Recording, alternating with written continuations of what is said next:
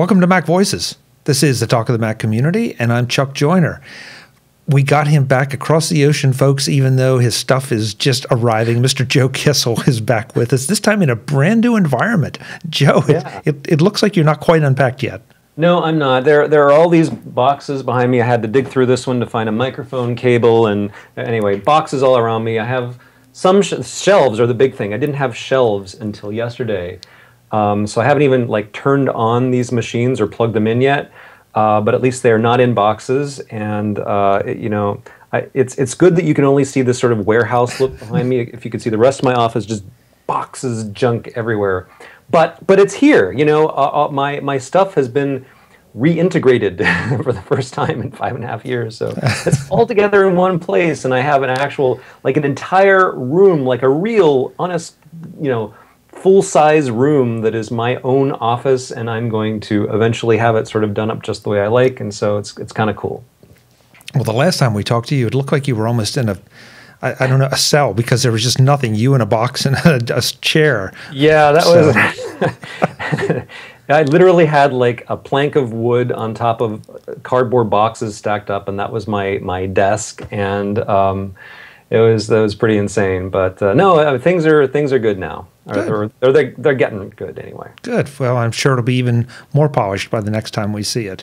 And there's, you can't see from here, but there's sunshine coming in through here.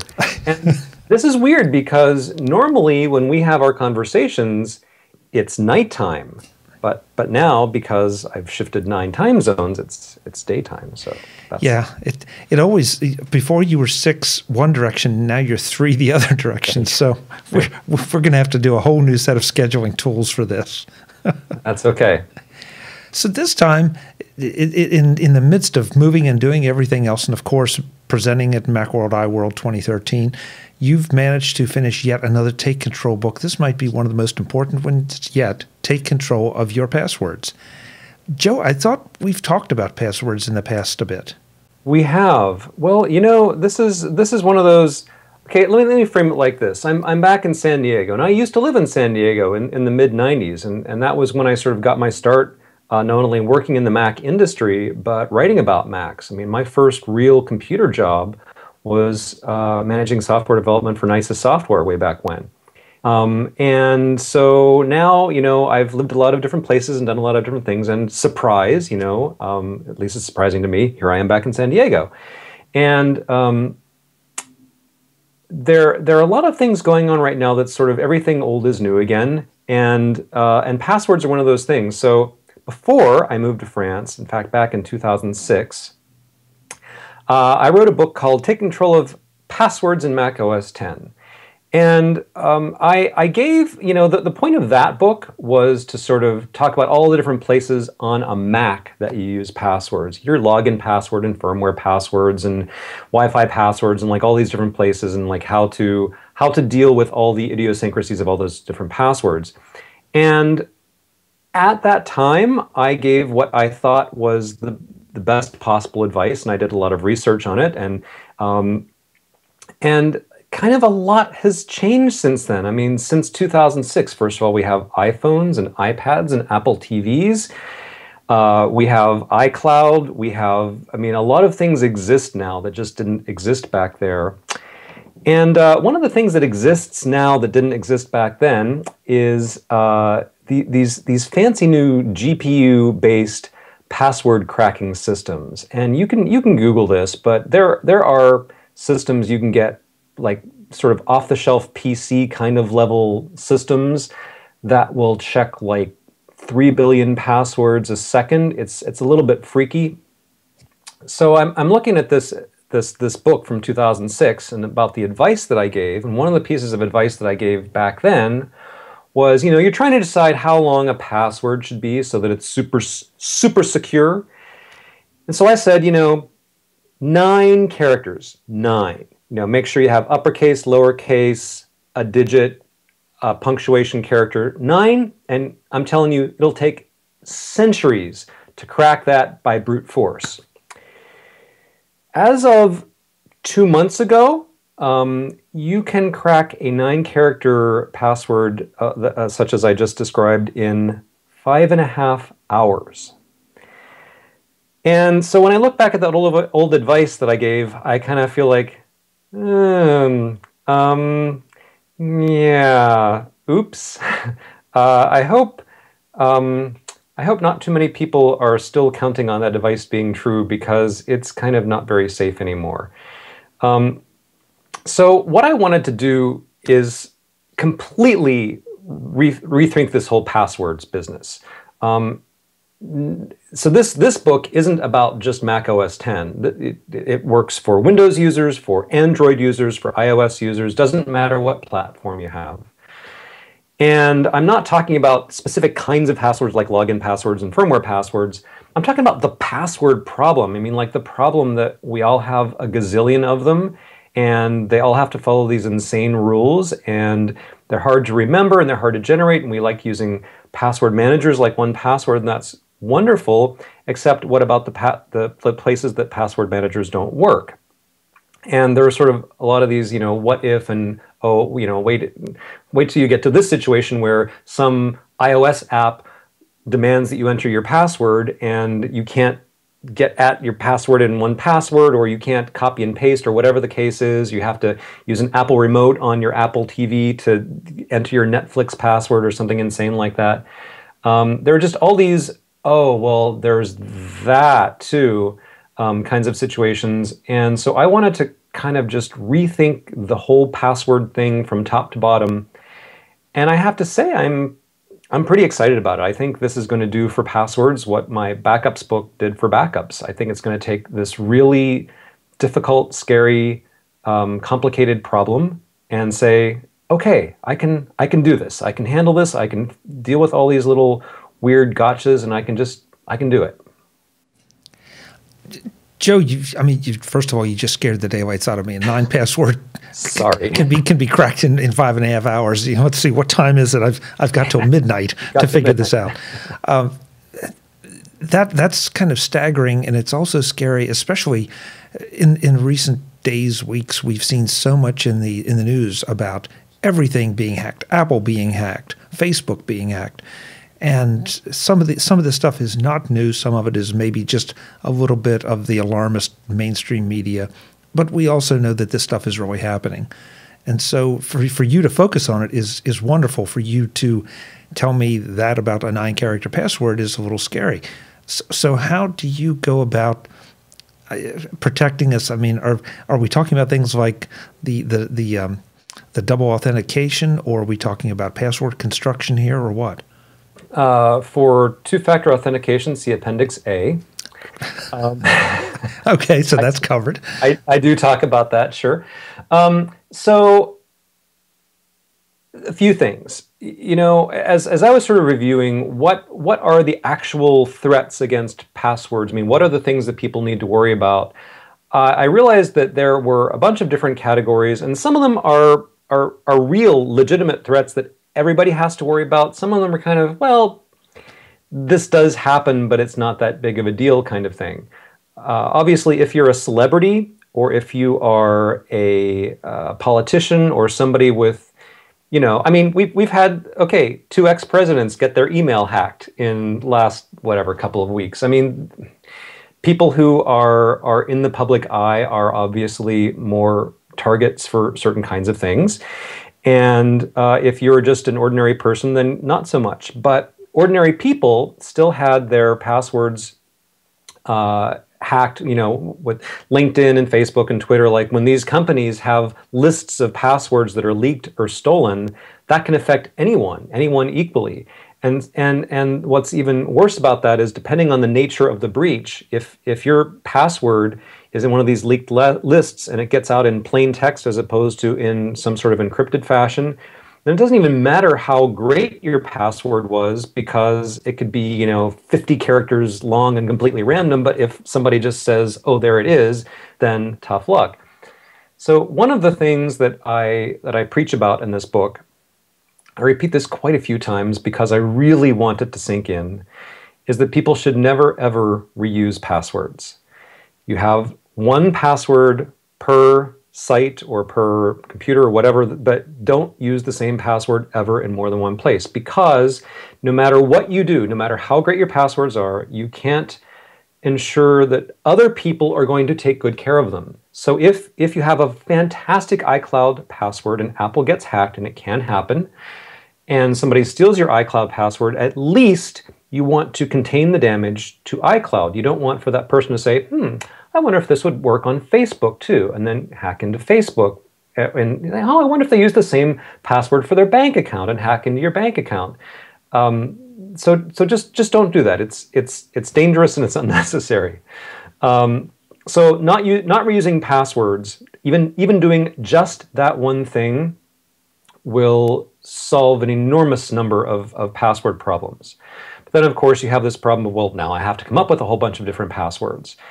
And I do think that password managers like 1Password and LastPass are fantastic for that, because you can create an indefinitely long password with 1 or 2 clicks. So because you're using one of these tools to create the password and store it and remember it and fill it in for you later, it really doesn't matter how long or complex it is. If you're going to have a password manager generate a password for you, it doesn't matter if it's 9 characters long or if it's 29 characters long. It's equally easy both ways. So I say, when you're using a password manager to generate passwords, go for whatever the maximum is that a particular site will take, because it doesn't cost you anything. So using a sensible tool and using it correctly is another good step. But then there are some things that fall through the cracks there. And one of those things is, well, there are certain passwords that you can't get away without memorizing. For example, if you use, let's say, 1Password, you have to have a master password that unlocks the rest of them. You have to memorize that. You can't not. If you use your user account on your Mac, you're going to be entering that password all the time. You have to have that memorized. I have 5 passwords that I have to memorize. Other people might have 2 or 10, or it depends on your situation, but there will always be some that you're just not, life isn't workable without memorizing some of them. And those passwords still need to be super secure. And so I talk about various ways of creating super secure passwords that you can also memorize. One of the things I sort of deconstruct, most people have probably seen that wonderful XKCD comic on password strength, where it's sort of making the point that if you have some random looking password with a bunch of, like started with a word and then you change a bunch of letters around and numbers and add some symbols, and that has a certain amount of entropy, which is a measurement of how unguessable a password is. That's hard to remember, but if you have a phrase that's just ordinary English words like correct horse battery staple, that's really easy to type and easy to remember, and it has even greater entropy because it's so long. So I explain sort of how that works, and also why I think it's not a very good idea to use that scheme for all of your memorized passwords, because there are some downsides to it. But the fundamental point is valid, which is that there's more than one path to a strong password, and randomness is a great contributor to a strong password. But you can opt to give up the randomness and substitute that with just length, and that will also get you a password that will resist most brute force attacks. So I talk about how I do it personally and how I recommend that most people do it. But then, because people who were editing this and making comments during our sort of beta reading portion of the manuscript, kept coming up with these things like, yes, but my son, my uncle, my whatever, my friend just isn't going to do this, really. I mean, it's not that I don't believe you that this would be a great plan, but either I'm just unwilling to do some of this stuff myself, or I have to talk somebody into it who is really resisting me on something, like they're resisting using a password manager, or they're resisting reusing passwords, or whatever it may be. So I have Appendix B, which is how to help your uncle, where I'm saying uncle, but it could be your friend, your son, yourself, somebody who gets what I'm saying, but really just isn't going to do everything I suggest, and you want to say, well, you should, but something is better than nothing. So here are some areas in which you might compromise and understand that you are taking a certain risk by doing this, but if it's this or nothing, go for this. So I try to cover as many of the bases as I can, even your cranky uncle.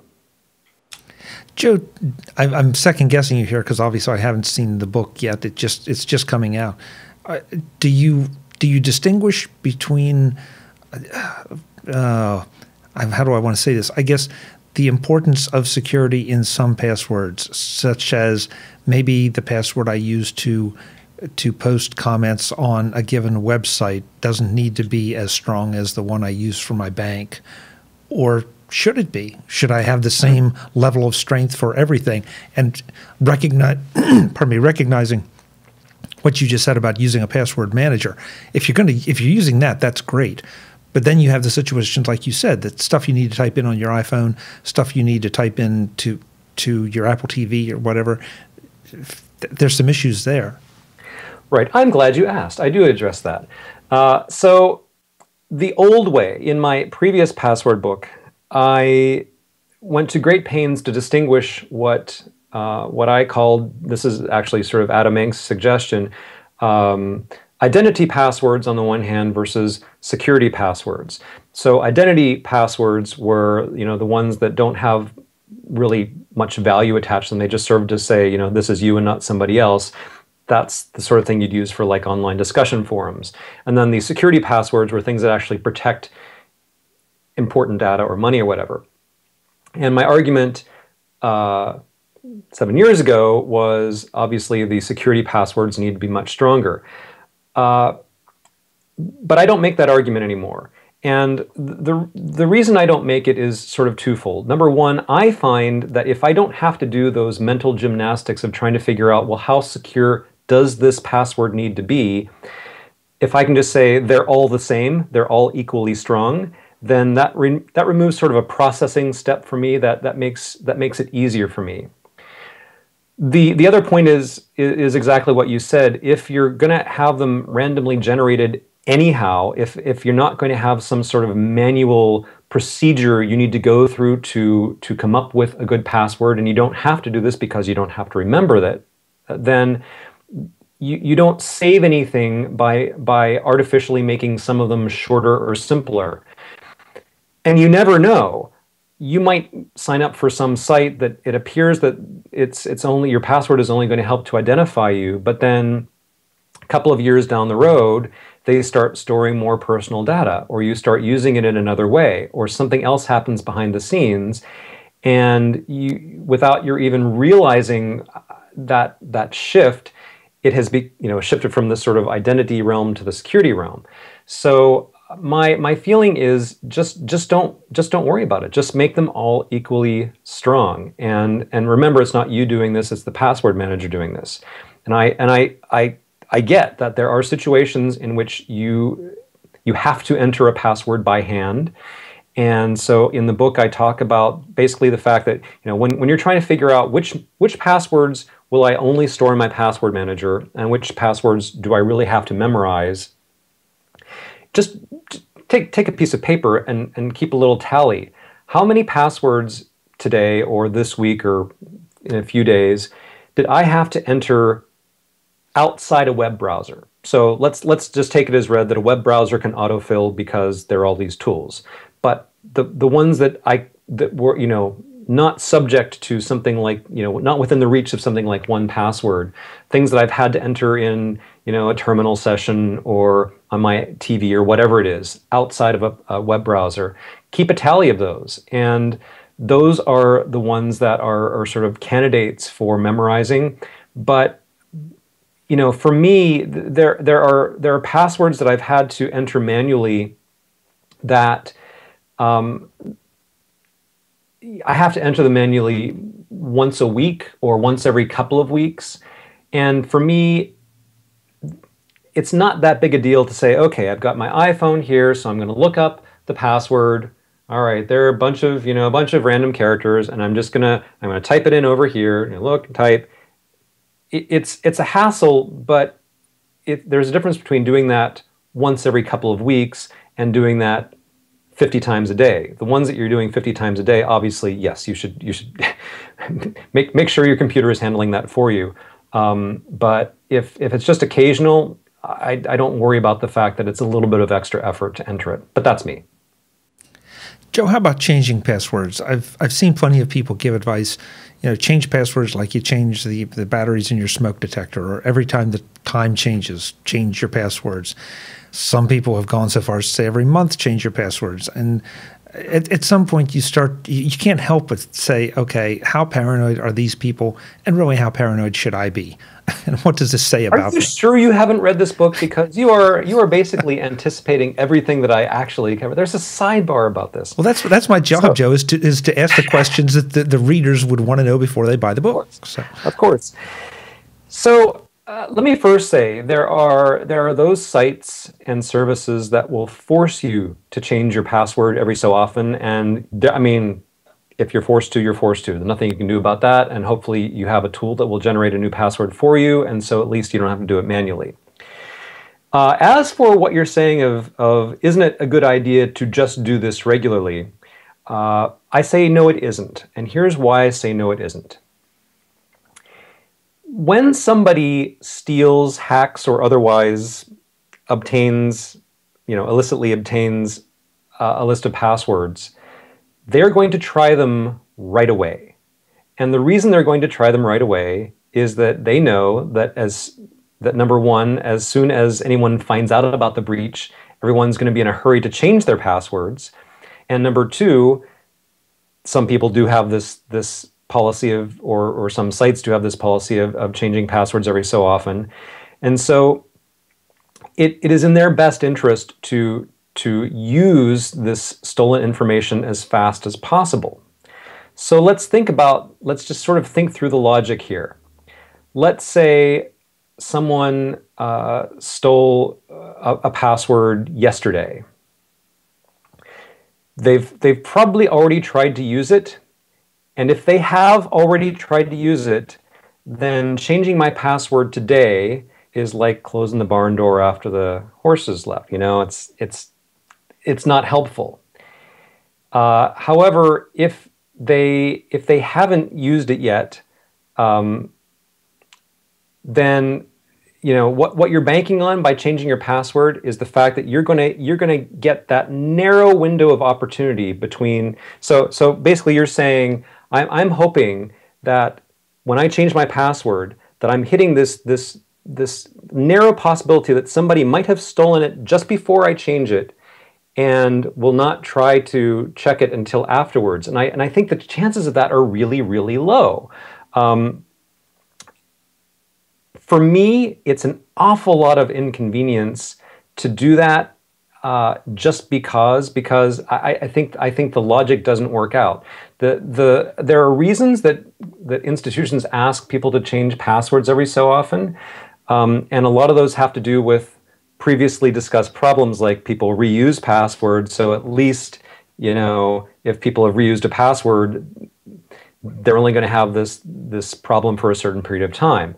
Or people choose insecure passwords. So there's a question of, well, if somebody is using a brute force attack or a dictionary attack to try to guess passwords, then hopefully they will not have completed their guessing process until the password has been changed again, so you get some security there. But I say, if you're using super good passwords all the time anyway, then there's just no logical value to changing your passwords just for the heck of it. Now, if you learn about a security breach, then yes, change your password right away. Or if you realize, yeah, this particular password only has 6 characters, you better change that immediately too. I mean, you want to make sure all your passwords are good ones, but once they're good, it's one of those like, repairing permissions things. I think there's no harm in it. You can do it if you want, but I just really don't see that the logic kind of works. That's what I'd like about asking that kind of question about you, because you not only come up with the unexpected answer, but you explain it so that it seems to be the right answer. And I love that. It seems to be the right well, you know, I guess it also, you have to also factor in some comfort there. You know, if you're comfortable with that logic, and I don't find a flaw in the logic. I think it's a real good one. I know we've been at this a while, but there are two other things I want to make sure we touch on. Number one, how do you feel, and I think, see here, again, I think I know the answer, but I'm not sure.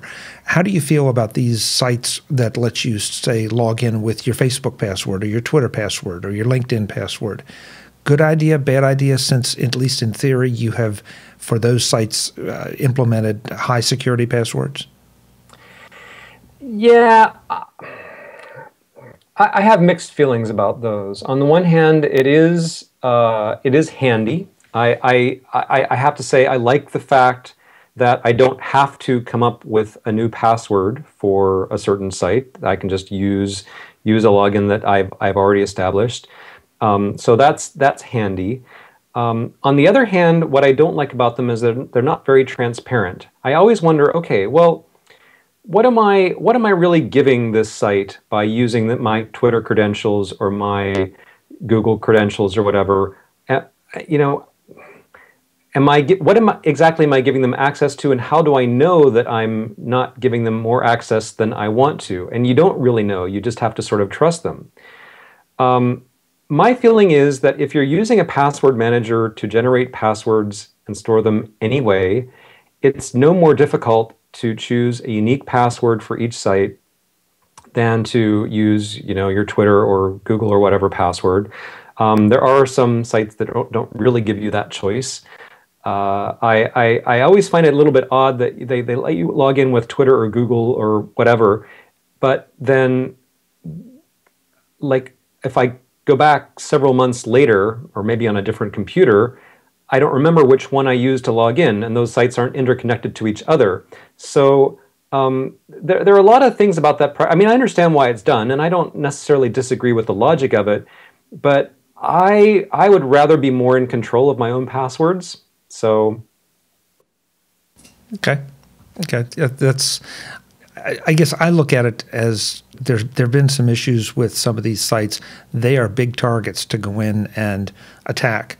So I personally am not comfortable in using my Google, my Twitter, my Facebook passwords to log into something else. I use those to log into those services, and that's it. It's appealing, and I agree with you completely, but it just bothers me a little more. And by the way, you know, if you have done that and you're having some regrets or some doubts, you can go into Twitter or Facebook or you know, Google and revoke access to apps that you've previously authorized to access your account.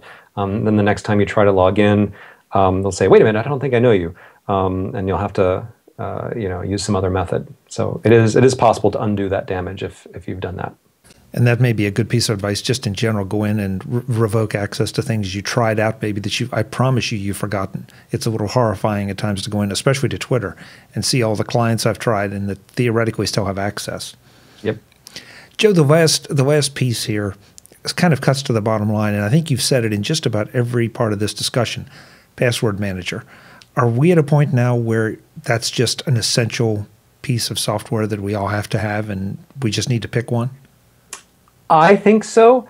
Now, look, I have more than 600 passwords saved in 1Password, and it is uncommon for 2 days to go by without some site asking me to generate a new password.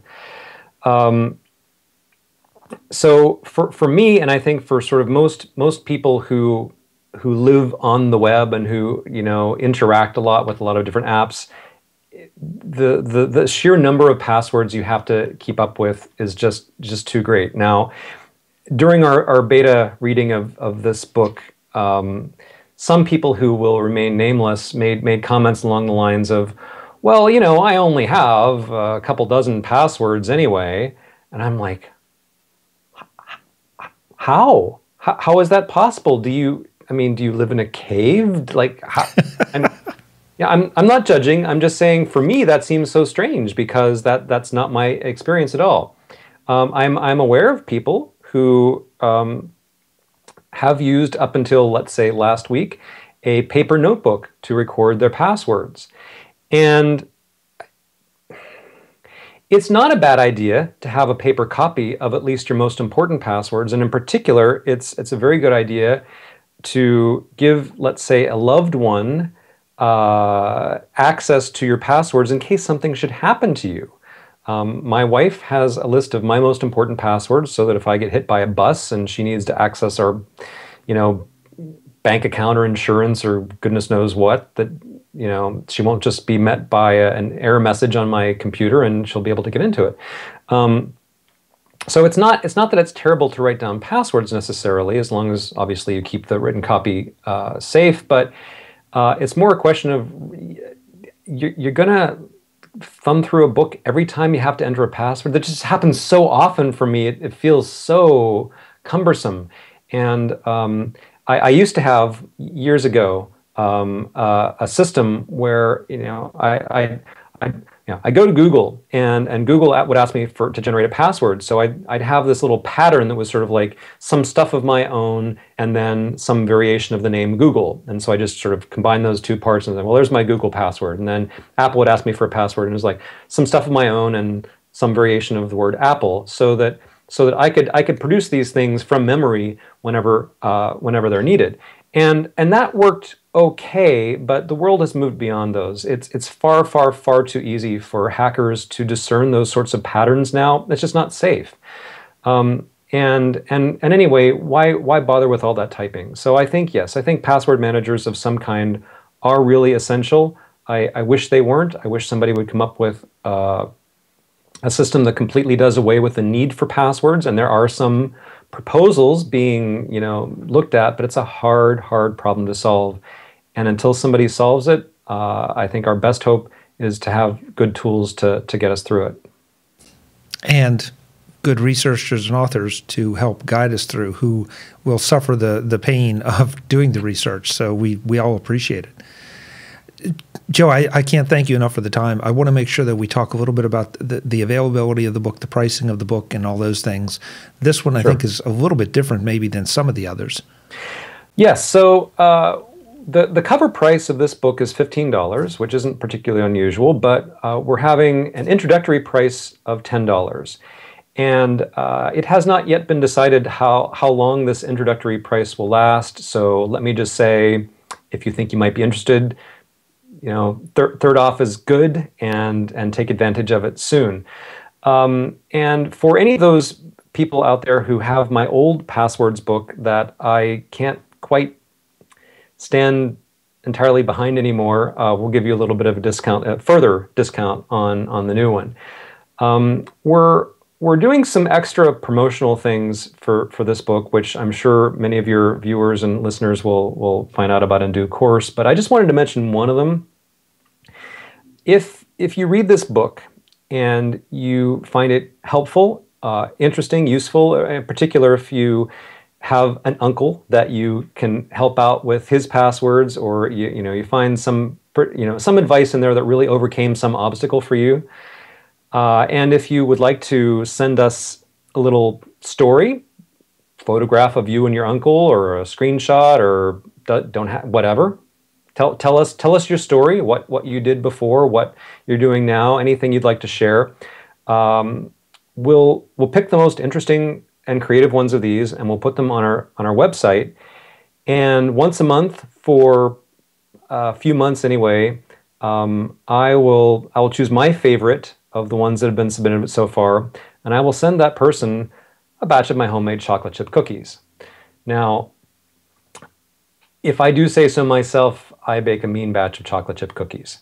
So all you have to do to get some of my cookies is to read the book, tell me how it made your life fantastic, preferably truthfully, and get a little bit lucky.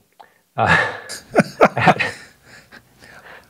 had this science teacher in, I don't know, 7th or 8th grade who, like anytime he'd give us a test, some of us were sort of overachievers and we'd get done before everybody else in the class, and then we'd get kind of bored. So he'd say, okay, if you finish your test early, turn your paper over and write nice things about me on the back for extra credit.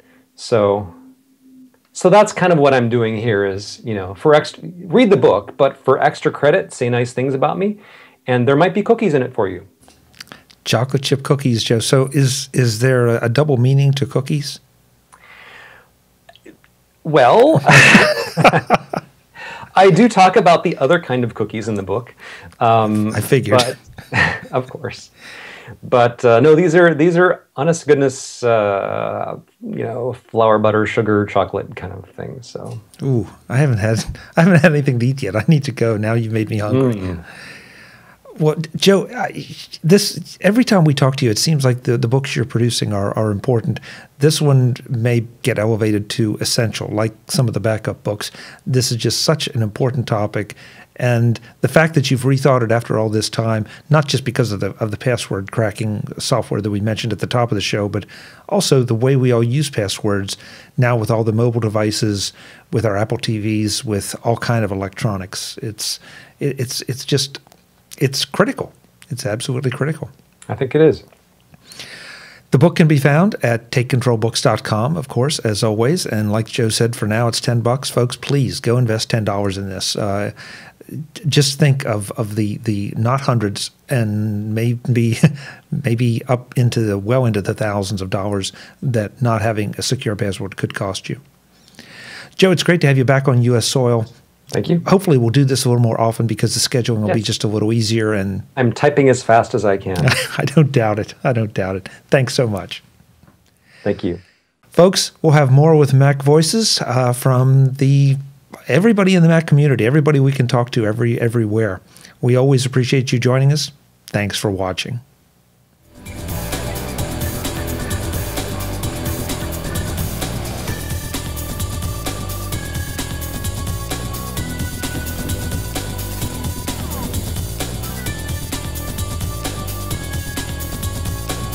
Mac Voices TV is part of the Mac Voices Group at MacVoicesGroup.com. Advertising handled by Backbeat Media at BackbeatMedia.com.